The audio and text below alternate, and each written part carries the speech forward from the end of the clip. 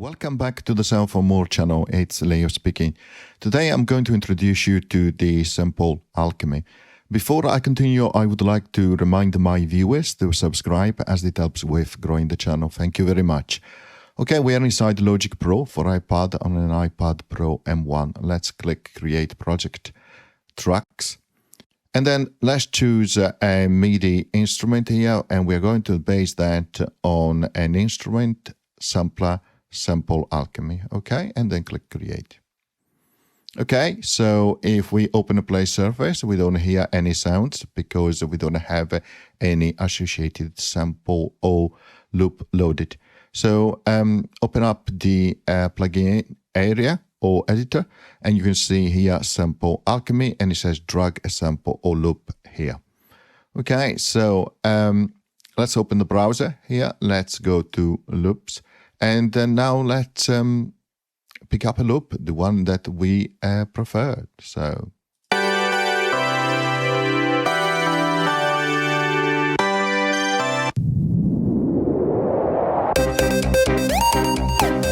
okay, this sounds quite nice. Click, hold, drag and drop over the area, and then you have loaded your sample. Now you can activate it, deactivate it as you like. Double click on the sample Alchemy to open up the detailed view. Now let's maximize that a bit.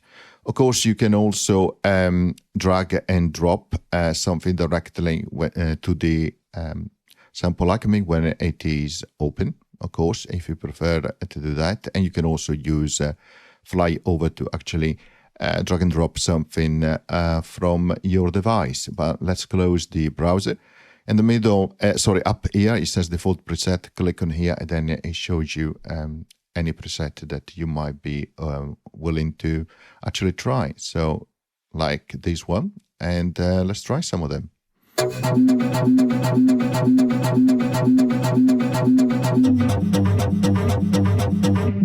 So these are arpeggiated ones.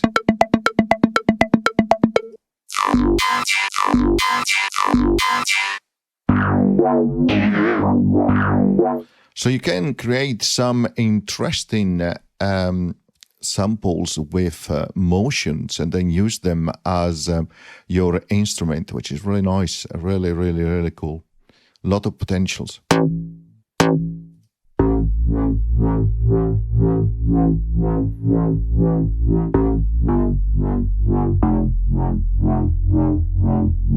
Interesting moving bass, keyboard. Let's try some keys.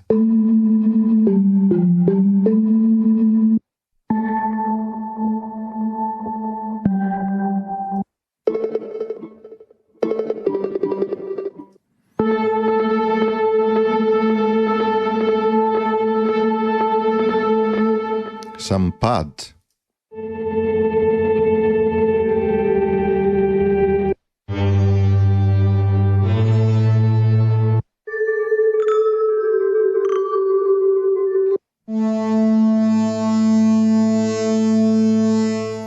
And so on and so forth. Okay, so that is quite unique in terms of what you can actually create. So really nice. You have the usual button here for you can do sidechain, automation, and then of course your standard control for the plugin. Let's recall the default preset for now. Okay, let's choose again a loop. And we don't have to be particular for it. We could even choose a bass, like so.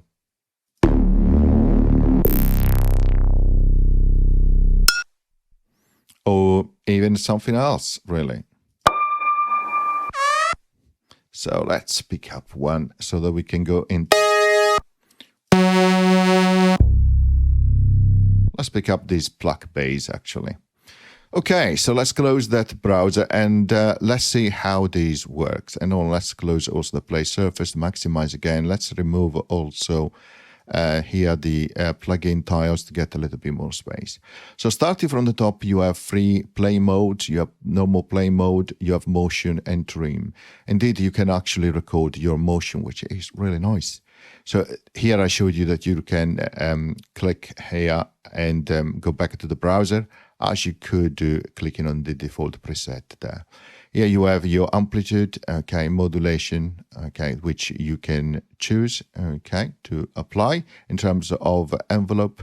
And then here you have your traditional ADSR, of course. And then you have additional controls here to set global settings like the volume, the polyphony, the glide, etc., etc. Oops. And anything on the sample. Do you want the preview mode? Yes or no? Do you want it to set it to play by default as reverse? Your root key, so a lot of different options. And then again, also some MIDI options as well. Okay, so with some MIDI assign as well, which is really powerful. So let's start with the play mode. You see here you have A, B, C, D. You have 4 sound sources which you can activate, and as you activate them, they appear on the screen. A, B, C, D. The circle you see in the middle is your level. Indeed, you can actually change it, and you can see changing in there. Or if I do that for the yellow here, okay, so you can change the level as you prefer. Through the mixer, which is really nice. So you can activate and deactivate these different sound sources. Then you can play in classic mode. So if this is my waveform. If I click somewhere and then I let go, of course it will follow the ADSR here. Indeed, if I want to more release.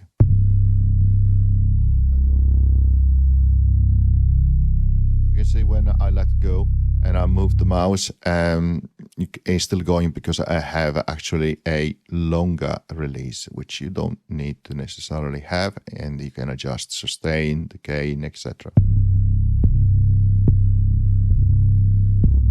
And you can play that sample in different position to test it out, and of course you can go back to the play surface and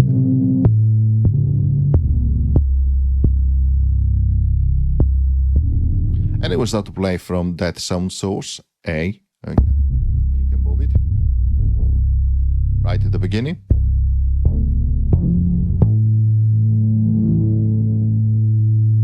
And of course, then it will progress. Okay, so that is quite powerful. So now you know how to combine the play surface with also the sound sources A to D. And the reason you have multiple sound sources is because then you can activate them to play a different of the sample at the same time. So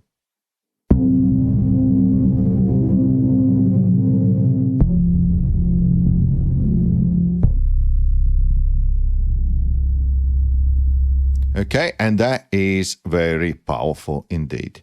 Now, you have an additional mode called loop, and the additional dot here is, with the right corresponding color, is the end of that loop. So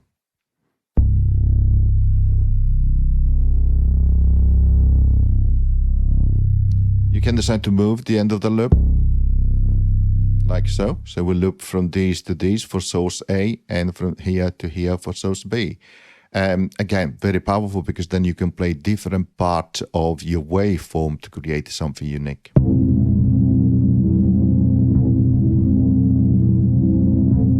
So in this case, I'm never going to touch this part where the amplitude is quite high. Okay, but you don't have to do that. It depends on what you prefer. You have scrubbing mode, which is really nice, similar to scrubbing tape. So it's quite nice.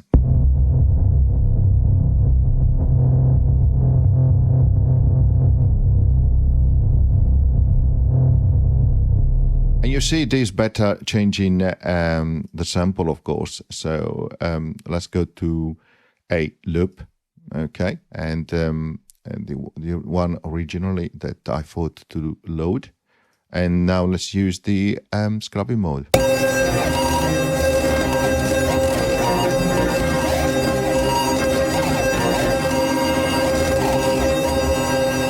Really nice. And each one of these modes, of course, comes with some additional controls and parameters.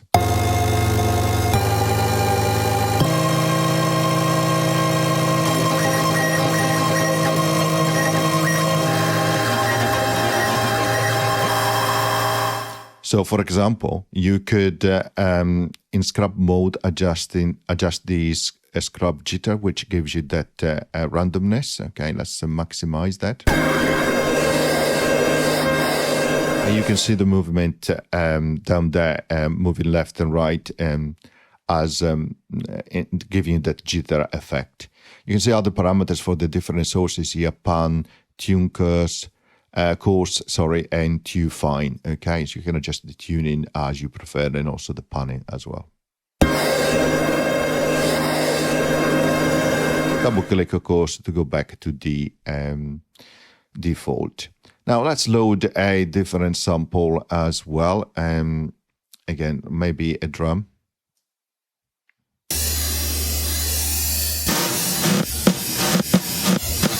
Of course, the beauty of using scrub mode is when you move to the left, you of course play in reverse, which is quite nice.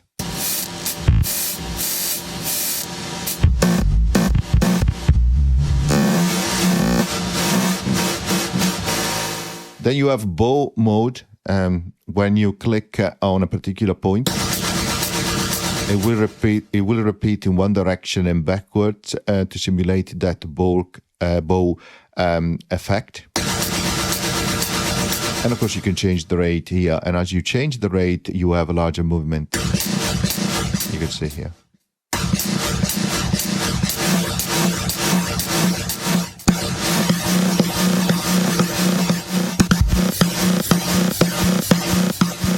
And again, remember, you can use the play surface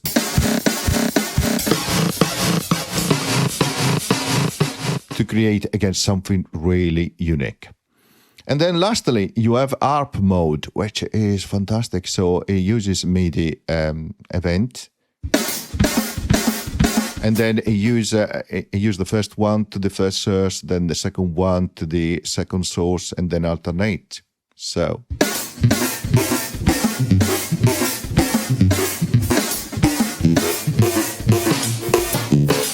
Again, to hear it better, let's, for example, change, perhaps let's go to a sample here, and let's bring that airy piano, like so. Okay, we don't need to necessarily activate. Okay.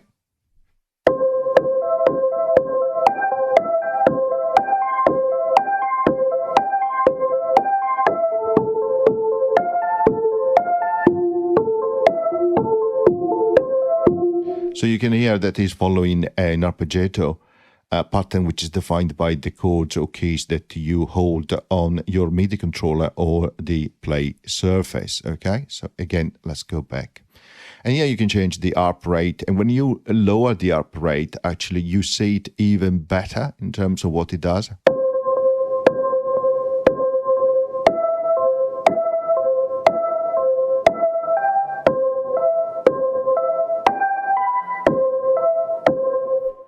And so it's quite unique. It's quite nice to have those features. Really, really, really nice. And again, you can complicate it even more, adding the other two sources. So for each source here, you can see you can select them individually.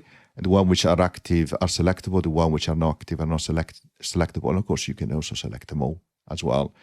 But for each of the sources, you can change different parameters depending on the if you are selected to playing classic, loop mode, etc., etc. Okay, additionally, when the sound sources are actually playing, they will use different synthesis, really. And you have a choice between granular, addictive, spectral as well. And then for each of the last two, addictive and spectral, you can also apply a different effect, harmonic, partial, formant, etc., etc. And as you change between those, you see also the parameters changing here. Okay. I'm not going to go through every single parameters here. It will take quite a while to actually explain that in detail, but I'm going to give you a preview, really. So that's granular, which is really nice. Let's remove the second one. And let's actually establish a loop. You can decide the size of the grains in terms of length, the density, how many, and randomize their timing as well, and also their palm position, which is really clever.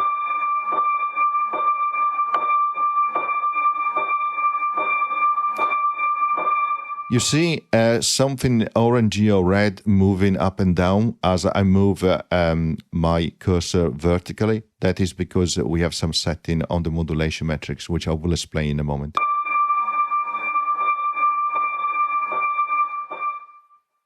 You can choose additive, and then you will start for harmonic, for example, and decide the balance between the harmonic, odd and even, and then the fundamental and the consecutive fifths or consecutive octaves or the fundamental itself.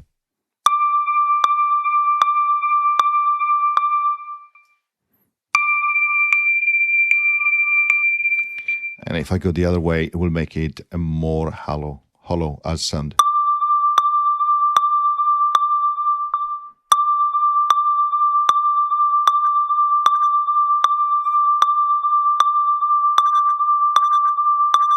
We can change the fundamental as well.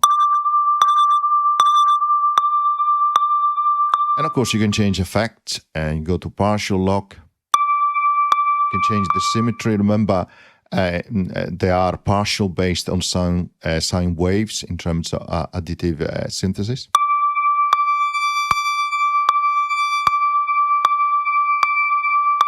Again, balance between odd and even, pitch variation, number of partials. Change the effect again to partials, similar parameters, and then you have formant, really nice.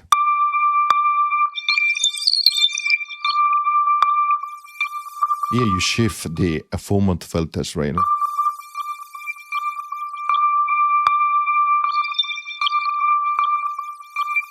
And you have formant as synth as well.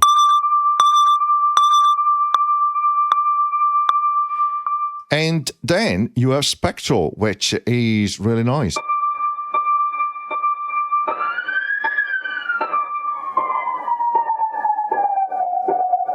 And here you have different effects like low, high cut, which you can set the range like a band pass filter.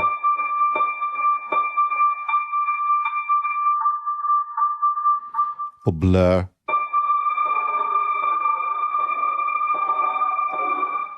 Cloud.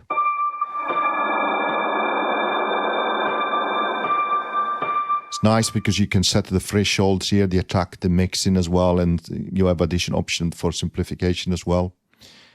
And metallize as well.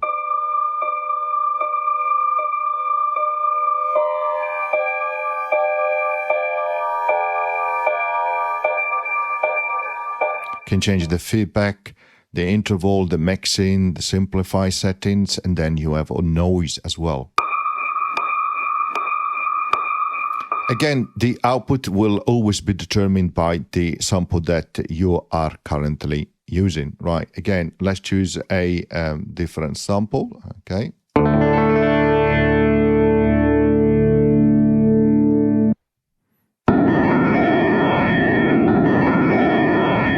Very different, cloud.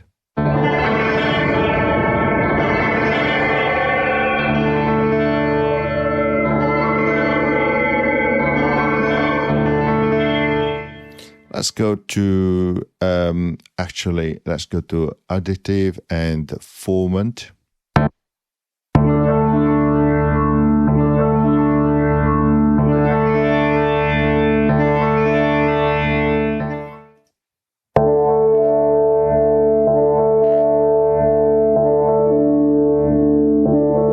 Again, you can spend a lot of time to really create exactly the sound that you like per different source, because that is based on different source. So you change the source, of course you need to activate another one, and then of course you have different settings for the particular source. As you can see, it changes per source, which is really, really clever. Then you can apply filter as well. Even better, cutoff, resonance, and you can set it to global as well. And then here is where you change your type of filter, including, for example, a comb filter, okay, which is really nice. So.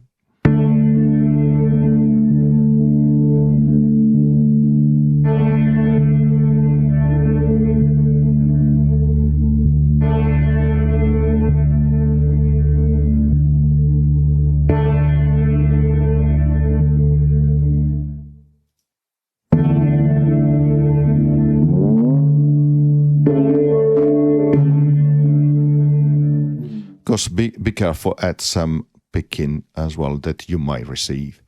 Okay, then we have motion up here, and this is really nice. You clear the motion here, then you click on the button to record, and then move as the recording is happening.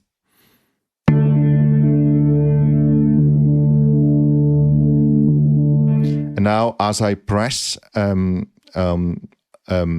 key or I play the waveform, you will see movement which is being recorded.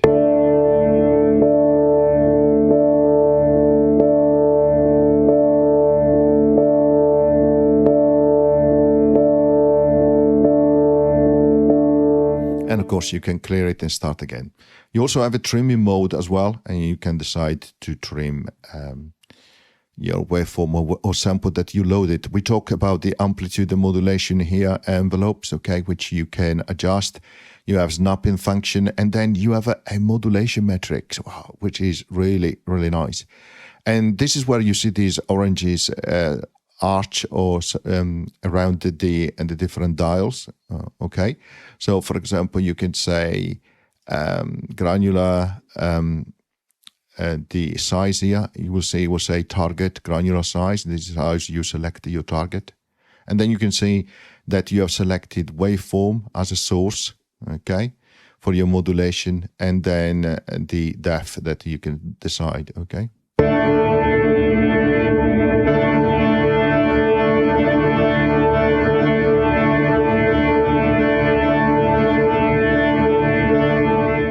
Or loop speed, why not? At the moment, it's associated with modulation wheel, but you can change that. The waveform is not available. You can also set it as random as well, which is again even.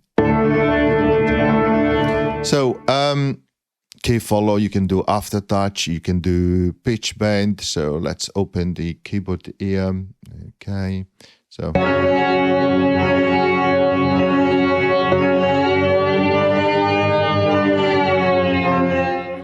And therefore you can adjust, in this case, the looping speed. Oops, I forgot to actually add the depth. Okay, so.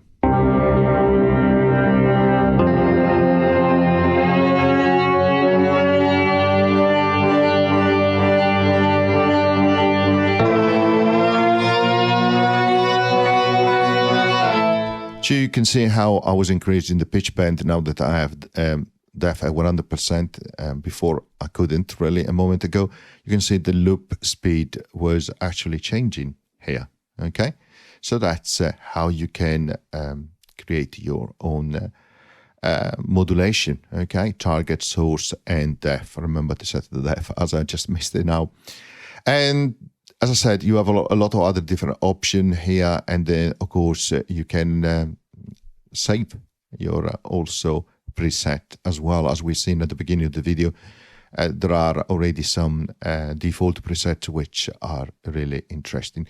So that's a little bit of an introduction to Sample Alchemy. I talked a little bit about most of the functionality. It should give you a good start really in terms of using it in your own production. Okay, thank you very much. See you next time. Bye.